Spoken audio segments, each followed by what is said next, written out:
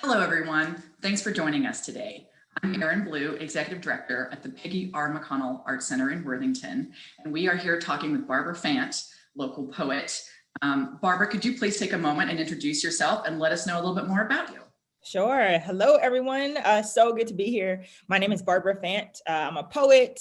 I'm a teaching artist. I'm a facilitator. I'm a sister. I'm an auntie. I'm a friend. And I also serve as the artistic director for Harmony Project. Been in the community for a long time, originally from Youngstown, Ohio, but I've been writing and performing for over a decade now. I got involved in what's called Slam, and that kind of took me all over the world. And I'm just blessed to be able to share my gift with so many people. It's an honor. Can you tell us a little bit about how you got involved with the mural project with Art Unite C-Bus? I know you were part of the Stephanie Rond mural, and it was a collaboration, was it not?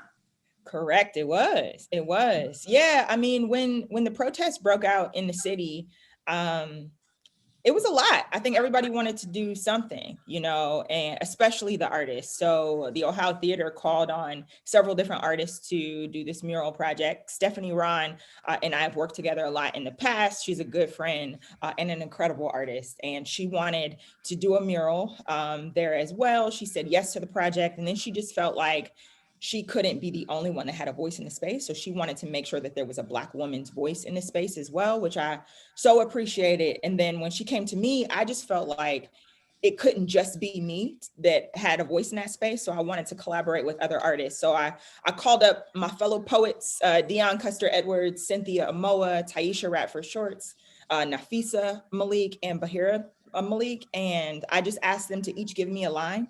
And together we collaborated on this piece. It was called Our Lady Justice, which was the title of the mural. Shout out to Kainisha Holloway as well, who was the model for the actual mural project. And so it was a great opportunity to have our voices just uplifted in that space. So have you written collaboratively like that in the past? I mean, I know you have probably a great writing process for your own work. But what was that like to try to kind of combine works from multiple poets together in one space? Yeah, so I have in the past. I mean, like when you slam, a lot of times you'll do pieces together. That's kind of the beauty of having like a team, is that you can write collaboratively together. So we have what's called group piece. People know it, they'll shout it out like group piece, like if they know you're coming up on stage with a group piece. And so I've been able to write together in spaces with people before. I also was a part of a choreo poem, writing a choreo poem through a project with Maroon Arts Group called Inside the Riot.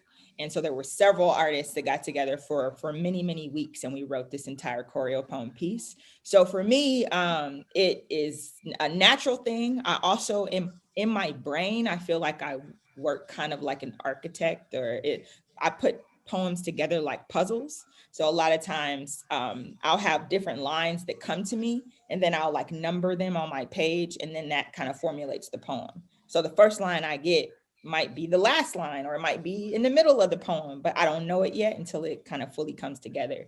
So building pieces like that together is something that's natural to me.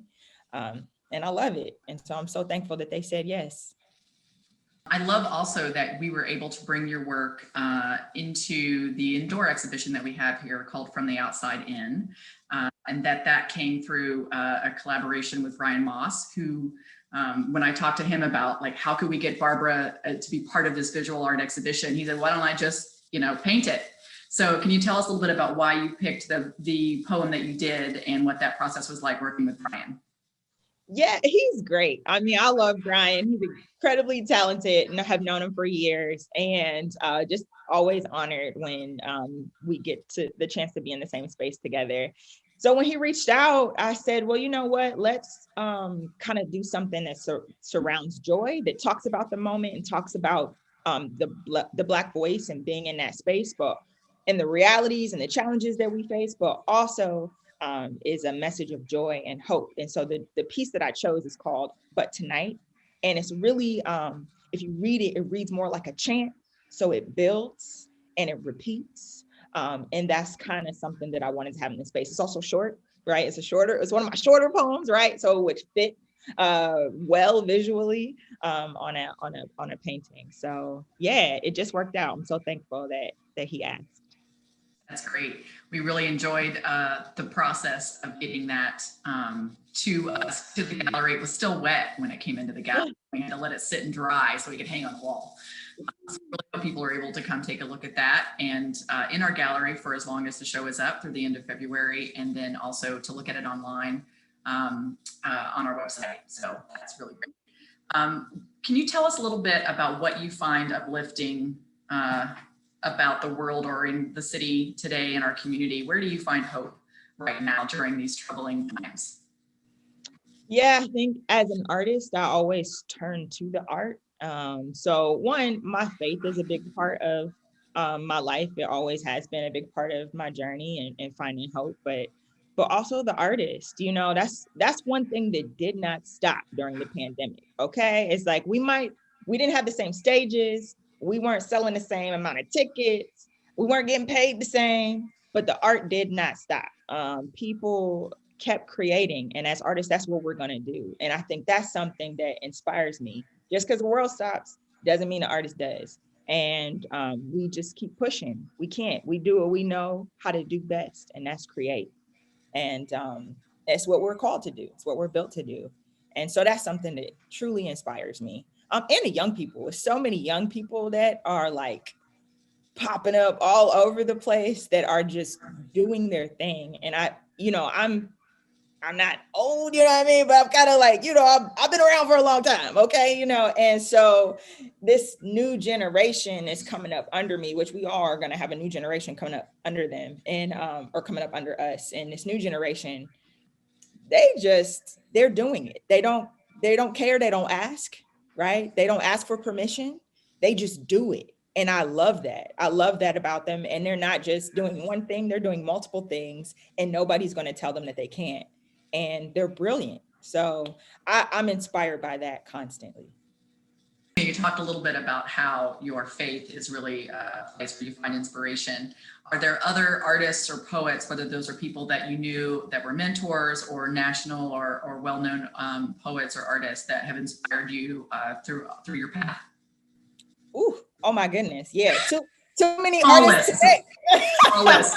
Top 20 will work. Too many artists to name. I mean, definitely locally, it's too many artists to name, but definitely is said, who has had a huge influence on me. He is a mentor of mine. He's been a mentor of mine for years. Our birthdays are a day apart. He's in his 80s, and he's somebody that really just took me around the city and told me that I could do anything I wanted to do, and put me on stage with him when I didn't know what the heck I was doing. But he just said, go and do it. And so he opened a door for me. Of course, Will Evans, of course, Scott Woods, Hanif Abdulkarib, Kim Braswell, Izetta. I mean, any name, so many local artists. I can't even do it, but I think on a national level, definitely Sonny Patterson. Sonny Patterson is somebody I saw when I was in high school on HBO Def Poetry. And I was like, oh my goodness, I don't know what the heck she just did, but I want to do what she did for the rest of my life. So Mahogany Brown, who published my first book. So just too many to name, but definitely blessed by the wealth and the breadth of artists that have had an impact on my life, for sure. Was there a moment? So there are a lot of people that find poetry through school or through other experiences, and they find it as a creative outlet, but they're like, okay, that's fine. Now I'm going to go, do my day job, right? Was there a moment, or was there a particular time when you realized that this was really the career path for you and the passion project for you for your life?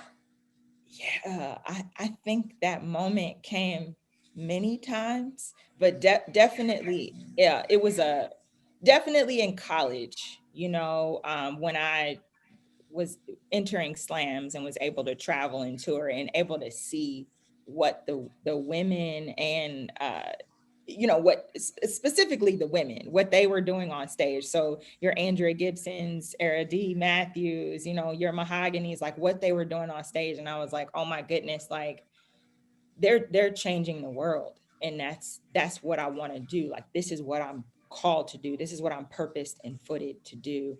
And so definitely in college, and then it got reaffirmed later, and then it got reaffirmed later, and the Lord keeps opening doors for me. So I'm just so blessed by that and grateful for that. But yeah, I would say in college is when I knew for sure that I'm gonna be a writer, and that's who I am, and I'm good with that. Awesome. Well, we are certainly the beneficiaries of your passion and your work. There are a lot of people probably watching this video that maybe haven't been to a poetry slam, haven't been to an event, don't know what maybe to expect. Can you talk a little bit about what a slam event looks like, what you can expect, and how can we engage, maybe once we can do things in person again, how can we engage in our community in this art form? Ooh, okay, yeah. So slams are like, I think people think a lot of times like poetry readings are like quiet and you just like snap your fingers, and that's not a slam at all. Like, we are super loud in slams, which is like so fun. So slam, the idea of slam is it's a competitive space. So it's competitive poetry. So you get up there, you rock the best poem that you got. So a lot of it is the written piece, but then the rest of it is the performance piece and how you deliver it to the audience. It's timed, typically 3 minutes, unless you're doing like an individual slam, but typically it's 3 minutes. You can't go over that, or less points will be deducted.